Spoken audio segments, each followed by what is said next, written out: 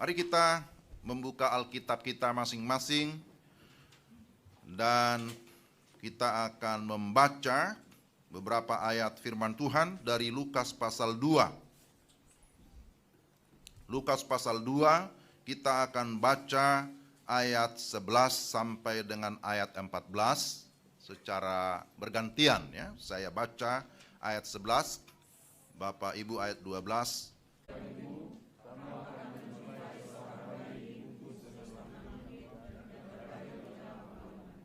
Dan tiba-tiba tampaklah bersama-sama dengan malaikat itu sejumlah besar bala tentara sorga yang memuji Allah, katanya,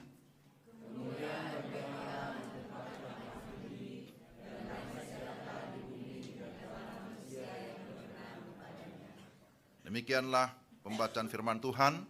Berbahagialah kita yang mendengar firman dan memelihara dalam hidup kita sehari-hari.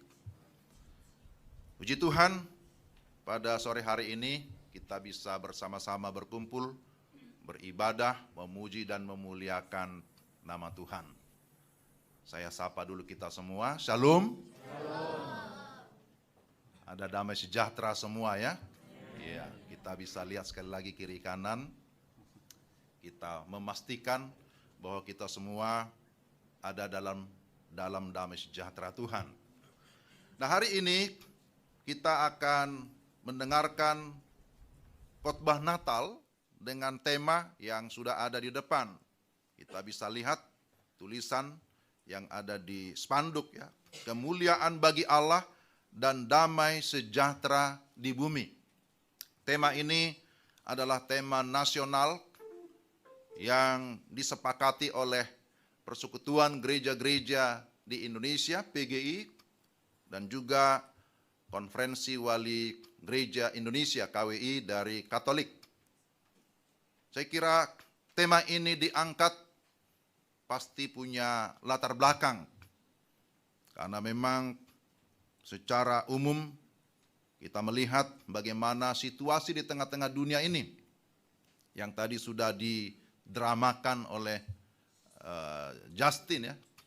Kondisi di tengah-tengah dunia yang memang tidak ada jaminan dari dunia ini bahwa akan semakin baik, akan semakin sejahtera, akan semakin aman.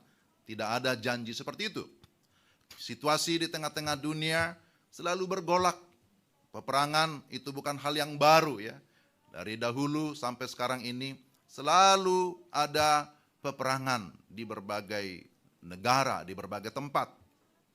Kalau yang namanya berbagai ya peristiwa atau bencana alam juga itu berulang-ulang terus terjadi. Tadi disebut ada gunung Merapi ya. Merapi ya. Dan juga bencana-bencana yang lain. COVID-19 yang kita pikir sudah berakhir, ada berita lagi, wah belum selesai. Muncul lagi di beberapa negara. Artinya tidak ada satu kepastian bahwa semuanya akan semakin lebih baik. Berbagai peristiwa tadi juga disampaikan, ada peristiwa yang sadis. Orang tua membunuh anak-anaknya.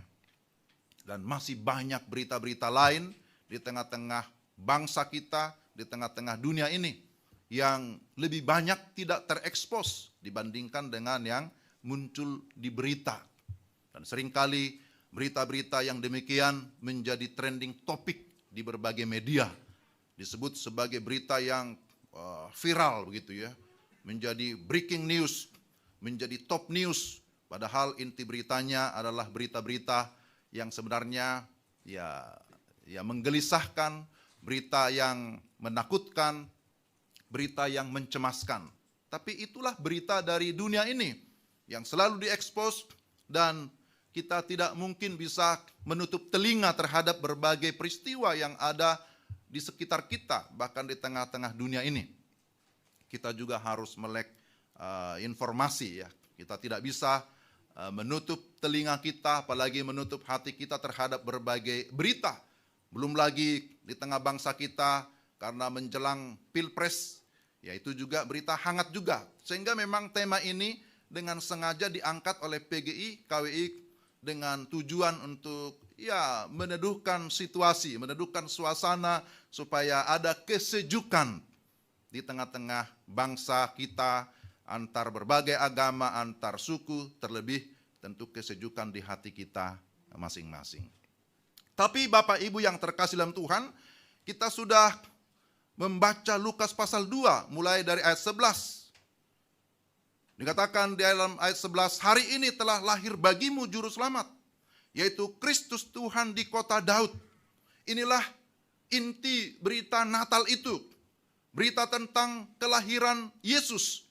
Dan sudah pasti ya kalau kita ngomong Natal, kita pasti langsung terhubung dengan Yesus. Karena pemahaman kita bukan hanya sebagai tradisi, tapi memang sudah melekat dalam hati kita. Kalau bicara Natal, pasti bicara tentang Yesus Kristus. Ya, walaupun sebenarnya Natal artinya lahir. Kita juga punya Natal masing-masing.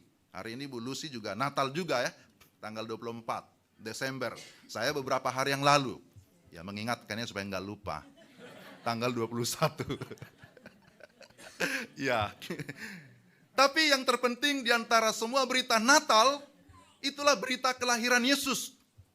Inilah yang pantas disebut sebagai top news. Inilah breaking news yang sesungguhnya. Inilah berita terbesar sepanjang masa. Setuju Bapak Ibu ya? Kenapa? Karena berita tentang kelahiran Yesus adalah berita yang tidak pernah ada matinya. Tidak pernah ada masa expire-nya. Besok kita baca ayat 11 atau lusa atau minggu depan, tahun depan, tetap beritanya adalah hari ini. Today. Jadi ini satu berita yang selalu present, yang senantiasa tidak ada masa expire-nya. Itulah berita yang terpenting. Inilah berita yang sesungguhnya. Ini bukan berita baru Bapak Ibu, tapi ini baru berita. Nah ini sedikit membangun gaya bahasa, bukan niru-niru yang di sana itu, tapi ya memang ini baru berita yang sesungguhnya. Berita yang tidak ada masa expire-nya. Karena hari ini dikatakan telah lahir bagimu. Dan siapa yang lahir itu? Disebutkan di sini jelas, Juru Selamat, yaitu Kristus Tuhan di kota Daud. Yang lahir itu jelas, alamatnya juga jelas. Tujuan kedatangannya juga jelas. Karena dia disebut sebagai Tuhan, sebagai Juru Selamat. Saudara-saudara yang terkasih dalam Tuhan Yesus Kristus, ini adalah berita terbesar bagi kita. Kenapa? Karena Allah yang maha tinggi, bukan hanya maha tinggi, tapi dia adalah Allah yang maha kuasa. Dia adalah Allah yang maha kudus. Ya, dia adalah maha ya. Tidak ada yang lebih tinggi dari Tuhan. Sekalipun ada mahasiswa, tidak lebih tinggi dari Tuhan. Ya. Dan saudara-saudara, tapi dia rela datang ke dalam dunia yang hina. Dalam dunia yang sangat terbatas. Ke dalam dunia yang penuh dengan dosa. Dan inilah kabar baik itu. Dan kabar baik tentang kedatangan Yesus Kristus, tentang kelahirannya, di sini disebutkan itu mendatangkan kemuliaan bagi Allah. Tetapi juga sekaligus dia mendatangkan damai sejahtera di bumi. Sehingga memang berita Natal ini adalah berita yang sangat-sangat penting, yang terpenting bagi kita. Karena sekali lagi berita Natal mendatangkan kemuliaan bagi Allah, tapi sekaligus itu mendatangkan damai sejahtera di bumi. Secara khusus dikatakan di sini di antara manusia yang berkenan kepadanya. Saudara-saudara, Bapak Ibu yang dikasihi Tuhan, bahwa kabar ini disampaikan Allah pertama-tama melalui malaikatnya. Malaikatlah yang diutus memberitakan kabar baik ini. Dan pertama-tama disampaikan kepada para gembala-gembala yang ada di padang. Dan kisah itu kita bisa lihat mulai dari ayat 8 ya. Dikatakan di sana, di daerah itu ada gembala-gembala yang tinggal di padang menjaga kawanan ternak mereka pada waktu malam. Tiba-tiba berdirilah seorang malaikat Tuhan di dekat mereka. Dan kemuliaan Tuhan bersinar meliputi mereka. Dan mereka sangat ketakutan. Jadi para gembala-gembala itu dikatakan mereka sangat ketakutan. Tapi kemudian malaikat itu memberitakan bahwa berita yang mereka sampaikan itu adalah berita tentang juru selamat. Dan terhadap berita kedatangan juru selamat, maka dikatakan di sini ayat yang ke-13 bahwa tampaklah bersama-sama dengan malaikat itu sejumlah besar bala tentara surga yang memuji Allah, katanya. Kemuliaan bagi Allah di tempat yang maha tinggi dan damai sejahtera di bumi di antara manusia yang berkenan kepadanya. Ya, saya harap kita sudah menghafal ini. Atau kalau belum, setelah khotbah ini kita pulang sudah hafal ini. Ya, kita coba dulu ya sama-sama ya. 1, 2, 3. Kemuliaan bagi Allah di tempat yang maha tinggi dan damai sejahtera di bumi di antara manusia yang berkenan kepadanya. Wah, tepuk tangan dulu ya. Ternyata semua jemaat Woku Kris ini pintar menghafal ayat. Tapi bukan hanya menghafal ya, tapi pasti juga sudah melakukan firman Tuhan. Jadi ini adalah paduan suara raksasa, paduan suara gabungan oleh bala tentara surga, itu para malaikat. Dan ini juga menginspirasi gereja-gereja ya, sehingga ada banyak paduan suara. Kita juga ada paduan suara di sebelah kanan ini. Choir pemuda, pemudi kita, remaja kita. Suara mereka juga tidak kalah dari para malaikat. Iya, apalagi tadi ada juga kesaksian Simeon Hana, ada WL Project. Semua suara kita bagus-bagus ternyata. Semua bagus. Hanya perlu latihan kan gitu ya. Supaya tidak salah-salah nada. Jadi luar biasa bahwa para malaikat sudah punya kor gabungan, paduan suara. Dan itu terus menginspirasi kita juga, gereja, supaya kita lebih bersemangat memuji, memuliakan Tuhan. Ya, kalau ada kelompok tertentu, lihat keyboard, lihat musik sudah tidak tahan, pasti akan nyanyi gitu ya. Apalagi katanya kalau orang Batak, lihat ada musik nggak bisa diam itu, main gitu ya. Ya, tapi bukan hanya orang Batak, semua kita sebenarnya punya seni ya, jiwa seni di dalam hati kita masing-masing. Nah, Bapak Ibu yang dikasih Tuhan, bahwa berita Natal dikatakan mendatangkan kemuliaan bagi Allah, sekaligus membawa damai sejahtera. Yang menjadi pertanyaan adalah, bagaimana kita bisa mendatangkan kemuliaan bagi Allah? Bagaimana kita bisa memuliakan Allah, tapi juga kita mengalami damai sejahtera? Ini adalah pertanyaan penting. Maka terhadap pertanyaan itu, ada 3 hal yang ingin saya sampaikan Bapak Ibu. 3 saja. Ya, sudah terbiasa dengan 3. Ya, maaf, ini bukan kampanye tapi maksud saya 3 poin ya. Bukan 3 yang lain Bapak Ibu. Sekalipun di sini semua merah-merah, jadi tidak ada hubungannya dengan kampanye. Saya pendeta dilarang berkampanye. Saya sendiri jadi kaget gitu ya. Loh, kok saya ngomong memang 3 poinnya di sini. Yang pertama Bapak Ibu, bagaimana kita bisa memuliakan Allah dan mendapatkan damai sejahtera? Tidak ada pilihan lain. Langkah yang paling mendasar, yang paling pertama, harus sungguh-sungguh percaya dan menerima Yesus sebagai Tuhan dan Juru Selamat. Ini tidak bisa dilewatkan. Kita tidak bisa melangkah kepada poin yang lain kalau kita belum fix di dalam bagian ini. Bahwa kita harus percaya dan menerima Yesus sungguh-sungguh. Ya, kata sungguh-sungguh menjadi penekanan. Sebagai Tuhan dan Juru Selamat. Mengapa? Kita tahu dari Alkitab bahwa sejak kejatuhan manusia ke dalam dosa, maka manusia sudah mengalami kehilangan total atau kerusakan total. Manusia sudah kehilangan relasi dengan Allah. Sudah kehilangan hubungan dengan Tuhan, dengan alam, dengan sesama, bahkan dengan dirinya sendiri. Tidak seorang manusia yang memiliki damai sejahtera yang sejati oleh karena dosa sudah berkuasa. Saudara-saudara, dunia dengan segala kekuatannya, bahkan iblis dengan segala tipu dayanya, tidak akan mampu memberikan damai sejahtera yang sejati. Iblis memang memberikan tawaran yang kita sering sebut sebagai keinginan daging, keinginan mata, keangkuhan hidup. Pola itu sudah ditawarkan sejak zaman Adam dan Hawa. Hal yang sama juga ditawarkan kepada Yesus Kristus. Kemudian diulangi oleh Yohanes 1 Yohanes 2 ayat 16.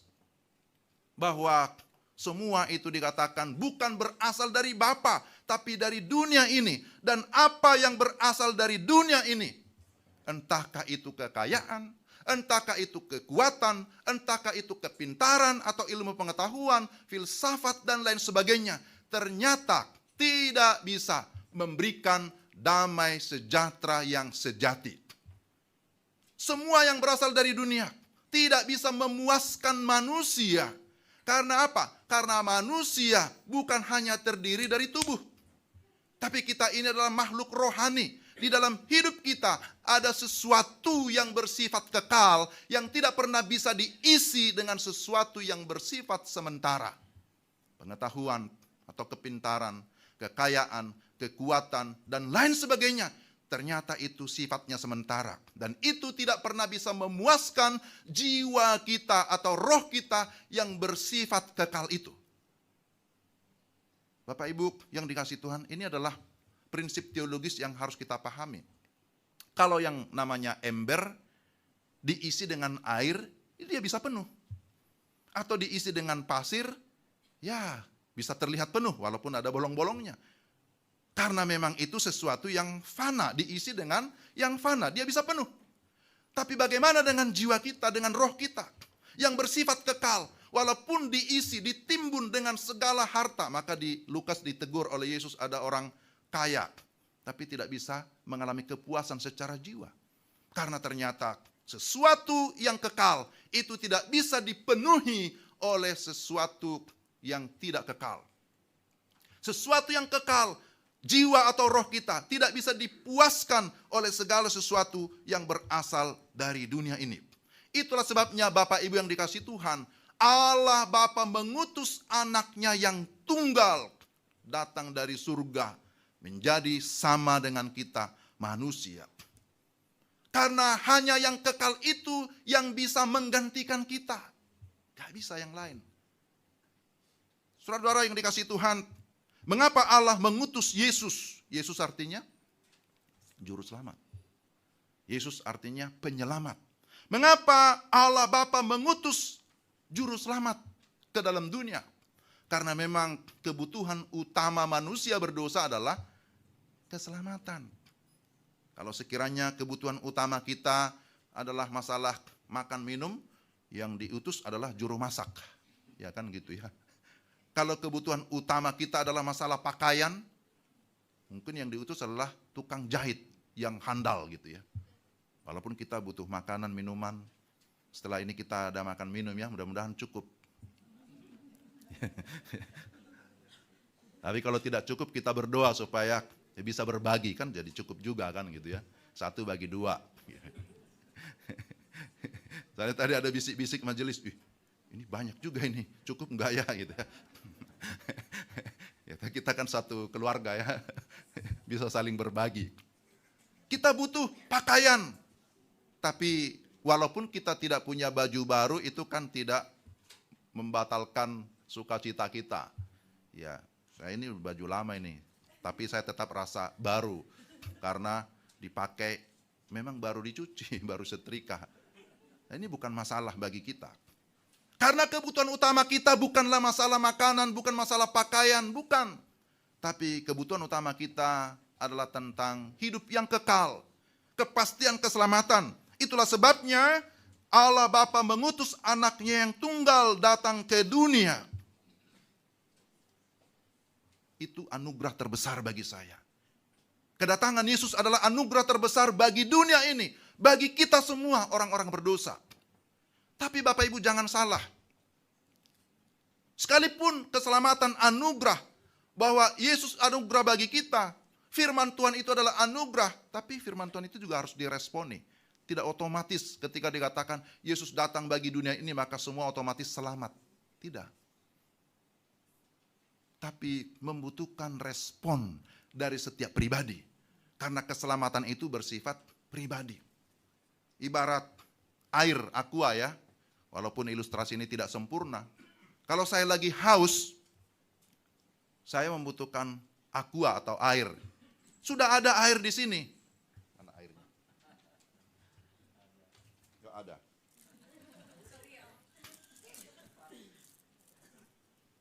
Sekalipun sudah ada air di sini Bapak Ibu, dan saya tahu untuk menghilangkan haus, menghilangkan dahaga, saya harus minum. Air bisa menghilangkan dahaga. Tapi kalau air di sini saya tidak sentuh, saya tidak minum, itu tidak akan berpengaruh kepada saya. Betul ya? Saya coba.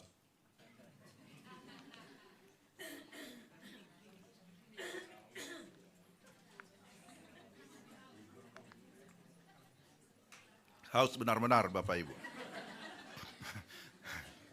Ini haus benar-benar.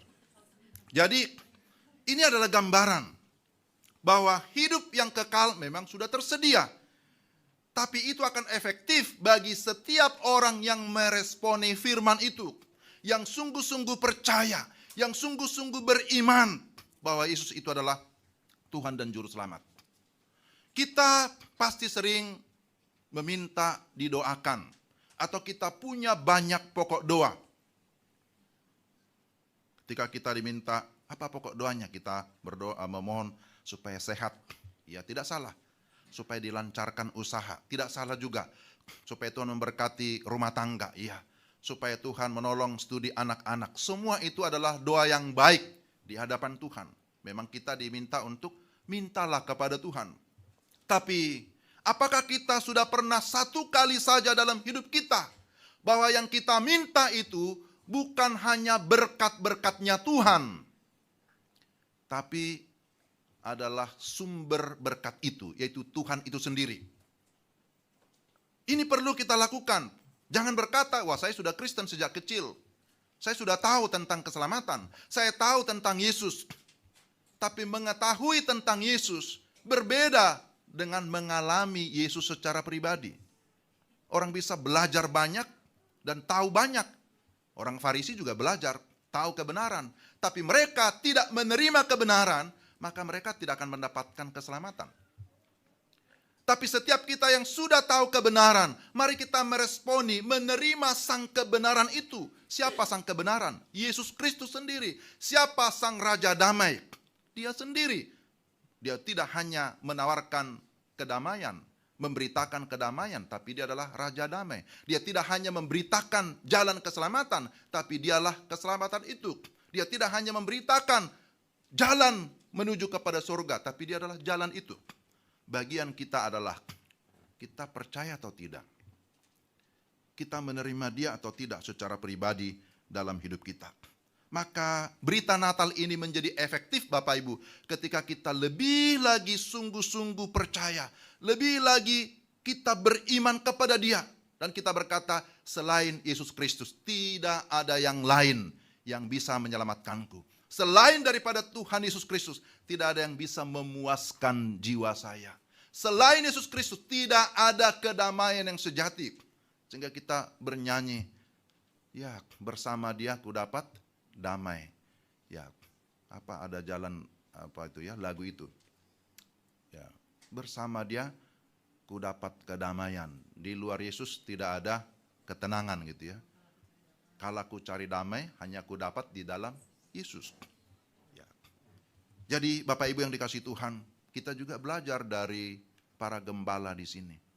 Ketika gembala-gembala mendengarkan firman yang disampaikan oleh malaikat, mereka juga meresponi firman itu. Mereka tidak berkata, itu berita bohong kali. Itu berita tidak benar kali. Tapi ketika mereka mendengarkan firman Tuhan, mereka segera, ya di dalam ayat 16 dikatakan mereka cepat-cepat berangkat. Mereka cepat-cepat meresponi firman itu cepat-cepat. Mereka tidak menunda dan berkata, nanti ajalah. Atau besok saja, ini sudah malam. Atau berkata, ngapain percaya?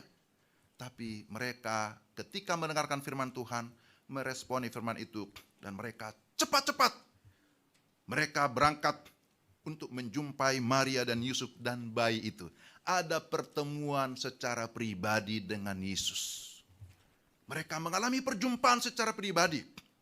Dan apa yang terjadi ketika mereka mengalami perjumpaan? Mereka sungguh-sungguh mengalami satu pembaruan. Yang tadinya mereka ke dalam ketakutan, sekarang mereka di dalam satu sukacita yang besar. Luar biasa ya. Perjumpaan dengan Yesus itu mendatangkan sukacita, mendatangkan damai sejahtera secara pribadi. Maka inilah Bapak Ibu yang pertama yang harus kita miliki. Kita harus memiliki iman yang sejati. Berita Natal sudah jelas. Tapi apakah kita meresponi berita itu dengan berkata, ya Tuhan, aku percaya bahwa Engkau Tuhan dan Juru Selamat. Tidak ada yang lain. Dan yang kedua, kita lihat, belajar dari teks ini. Bagaimana mereka bisa mengalami damai sejahtera. Mereka memuliakan Tuhan. Yang kedua, mereka menaikkan puji-pujian dan penyembahan kepada Tuhan. Ini adalah prinsip juga yang sangat penting Bapak Ibu. Bahwa ketika kita sungguh-sungguh percaya dan menerima Tuhan, artinya kita memiliki pengenalan akan Tuhan. Maka pengenalan akan Tuhan haruslah membawa kita kepada pujian dan penyembahan. Orang yang sungguh-sungguh berkata, aku sudah percaya Tuhan, aku di dalam Tuhan. Maka di dalam hidupnya akan mengalir satu sukacita yang besar. Dan itu bisa direfleksikan, itu bisa terlihat dari kehidupannya yang penuh dengan pujian, yang penuh dengan penyembahan kepada Tuhan. Nah, para malaikat itu memuji dan memuliakan Tuhan dengan suara mereka yang nyaring. Tapi tidak hanya para malaikat, para gembala pun ternyata demikian. Setelah mereka berjumpa dengan Yesus, mereka pun memuji Tuhan. Mereka memuliakan Tuhan karena apa yang mereka dengarkan sesuai dengan apa yang mereka lihat, apa yang mereka saksikan. Saudara yang dikasihi Tuhan, ini adalah prinsip yang sangat penting bagi kita. Bahwa kita yang sudah mengalami Tuhan, yang sudah mengalami kepastian keselamatan, maka kehidupan kita haruslah menjadi pujian, menjadi satu persembahan. Di dalam Roma pasal 12 menyatakan itu ya. Ayolah kita mempersembahkan hidup kita. Jadi kita tidak hanya menaikkan pujian, penyembahan secara lisan dengan nyanyian kita, tapi lebih daripada itu sebenarnya yang Tuhan mau adalah supaya kita juga mempersembahkan hidup kita kepada Tuhan. Jadi momen Natal juga menjadi kesempatan bagi kita untuk semakin mendekatkan diri kepada Tuhan. Semakin kita berkomitmen melayani Tuhan. Selagi masih ada kesempatan. Kita bersyukur kita bisa bernatal saat ini. Dan kita berdoa tahun depan kita bisa berjumpa lagi. Amin ya. Ya. Tahun depannya lagi bisa berjumpa lagi. Ya, berjumpa terus ya. Ya. Walaupun ada yang melihat saya agak meragukan. Berjumpa enggak? Ya. Ya. Sebenarnya saya jadi sedih nih ya. Ya. Ya. Jadi Bapak Ibu yang dikasihi Tuhan, inilah yang kedua. Orang yang sudah mengalami Tuhan, yang sudah sungguh-sungguh dalam Tuhan, maka dia tidak saja memuji, memuliakan Tuhan melalui suaranya, tapi melalui seluruh kehidupannya yang dipersembahkan kepada Tuhan. Karena inilah sesungguhnya ibadah kita, mempersembahkan hidup, mau melayani Tuhan. Karena Tuhan sudah lebih dahulu melayani kita. Natal berarti Tuhan melayani kita. Saatnya kita melayani Dia yang sudah lebih dahulu melayani kita dengan kasih-Nya yang terbesar. Dan yang terakhir Bapak Ibu, saya sudah lihat sudah mau setengah jam jadi masih ada acara lain ya. Yang terakhir, yang ketiga, kita harus menjadi saksi. Ya. Ini bermarturia, menjadi saksi kedatangan Kristus. Para gembala-gembala itu, ketika mereka sudah berjumpa dengan Yesus, mereka tidak berhenti di situ, larut dalam pujian dan penyembahan dan berkata, Ya, senang sekali berjumpa dengan Yesus. Pasti senang. Tapi mereka juga tahu bahwa tugas mereka juga ada. Tidak hanya duduk, wah senang sekali berjumpa dengan Yesus, Raja yang dilahirkan ini, mari kita tetap di sini. Tidak. Tapi yang kita lihat bahwa setelah mereka berjumpa dengan Yesus, akhirnya mereka juga kembali ke tempat mereka dan bersaksi, menyaksikan tentang siapa Yesus. Persekutuan penting, penyembahan sangat penting, tapi tugas gereja yang tidak kalah penting juga adalah bermarturia, menyaksikan tentang Kristus yang sudah lahir itu. Sehingga lagu kita tidak hanya ku ingin tetap di sini, tapi juga kita mau bernyanyi, ya saya juga mau diutus. Tuhan mengutus anaknya yang tunggal ke dalam dunia. Tapi kemudian Yesus pernah berkata, sebagaimana Bapa mengutus aku, demikian juga aku mengutus kamu. Diutus kemana? Diutus ke dalam dunia ini, ke berbagai suku bangsa. Kita diutus untuk apa? Diutus untuk memberitakan tentang Dia. Diutus untuk menyaksikan tentang Kristus. Diutus untuk memberitakan damai sejahtera hanya ada di dalam Yesus. Inilah tugas kita. Kalau dahulu Bapak Ibu, Tuhan mengutus malaikatnya untuk menyampaikan berita Natal. Tapi sekarang kita jangan lagi menunggu malaikat. Dan kita berkata, kan ada malaikat. Biar malaikat yang memberitakan berita Natal. Tidak lagi. Ini saatnya gereja, masanya gereja untuk memberitakan berita Injil itu. Ini saatnya gereja menjalankan misi, menjalankan mandat agung itu. Kita tidak bisa berkata, biarlah para malaikat yang turun lagi. Tidak. Masanya malaikat sudah selesai dalam pemberitaan kabar baik itu. Maka sekarang adalah masanya gereja. Masanya orang-orang percaya. Sebagaimana Yesus mengutus murid-muridnya. Kita juga adalah murid-muridnya.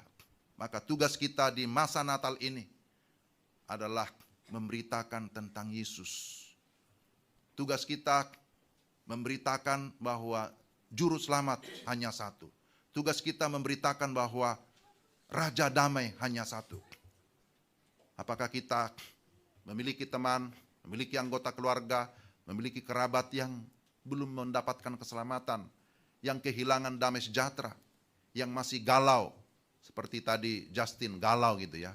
Ya puji Tuhan di akhir katanya sudah tidak galau lagi. Apakah pemuda-pemudi masih ada yang galau mengakhiri tahun ini? Apakah ibu-ibu masih ada yang galau, yang gelisah?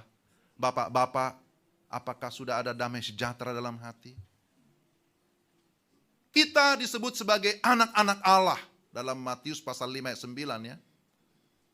Ketika kita menjadi pembawa damai. Berbahagialah orang membawa damai, karena mereka akan disebut sebagai anak-anak Allah. Kita adalah anak-anak Allah karena iman kepada Yesus Kristus. Amin. Kita semua adalah anak-anak Allah. Amin. Kalau kita semua adalah anak-anak Allah, maka tugas kita adalah menjadi pembawa damai sejahtera. Dimanapun kita berada. Kalau kita berperan sebagai pembawa damai, maka kehadiran kita dimanapun pasti akan dinantikan. Kita pasti akan dirindukan. Karena kita adalah orang-orang yang menyukai damai sejahtera. Dan bukan hanya menyukai, tapi kita menyebar damai sejahtera itu kepada orang-orang di sekitar kita. Bapak Ibu yang dikasihi Tuhan, sekali lagi tema kita sangat jelas. Kemuliaan bagi Allah dan damai sejahtera di bumi. Di antara manusia yang berkenan kepadanya. Bahwa sekali lagi semua kita membutuhkan damai sejahtera itu. Tidak ada terkecuali. Kalau sekiranya ada toko penjual damai sejahtera, pasti orang berbondong-bondong ke sana. Tapi sayangnya tidak ada. Nama toko damai sejahtera ada. Tapi menjual damai sejahtera tidak ada. Karena tidak ada, maka tugas kita memberitahukan bahwa ada Raja Damai, ada damai sejahtera sejati di dalam Yesus Kristus. Itulah berita yang terpenting yang harus kita sampaikan selama kita hidup. Bukan hanya selama tahun 2023, tapi selama kita hidup, kita memiliki tugas yang mulia itu. Menyampaikan kepada orang lain bahwa damai sejahtera sejati tidak pernah ditemukan dari dunia ini. Tetapi orang yang memiliki damai sejahtera tetap akan dapat menikmati ketenangan batin sekalipun dunia ini penuh dengan gejolak, penuh dengan situasi yang tidak kondusif, penuh dengan peperangan, penuh dengan situasi yang tidak menyenangkan. Tapi orang yang sudah memiliki Raja Damai dalam hatinya, dia akan mampu menempatkan dirinya dengan baik. Dia akan memiliki ketenangan batin yang tidak didapatkan dari dunia ini. Seperti satu lukisan, ya, ada banyak lukisan yang menggambarkan tentang damai sejahtera. Ada lukisan yang digambarkan lautan yang teduh dengan pasir yang putih yang bagus itu ya, menggambarkan damai sejahtera. Atau kadang digambarkan seperti gunung yang menghijau, yang sejuk, menggambarkan kedamaian, atau seperti hamparan sawah yang menghijau atau yang menguning, macam-macam orang menggambarkan tentang damai. Tapi ada gambaran damai yang digambarkan di sebuah pohon yang ditiup oleh angin ribut, angin yang kencang gitu ya. Tetapi di sana ada sarang burung, ada anak burung yang bisa tidur dengan nyenyak di sana sekalipun di sekitarnya penuh dengan badai ya. Ini gambaran damai sejahtera karena anak burung ini ada dalam penjagaan ya induknya. Kita punya Raja Damai, maka kita percaya sekalipun dunia bergejolak penuh dengan ketidakpastian, tapi kita selalu memiliki sebuah kepastian. Karena kita memiliki Yesus Kristus. Dialah Putra Natal. Dialah yang kita rayakan. Dialah yang kita puji. Dialah yang kita sembah. Dialah yang layak menerima segala yang terbaik dari hidup kita. Amin. Kiranya Tuhan memberkati kita melalui firman-Nya. Mari kita berdoa.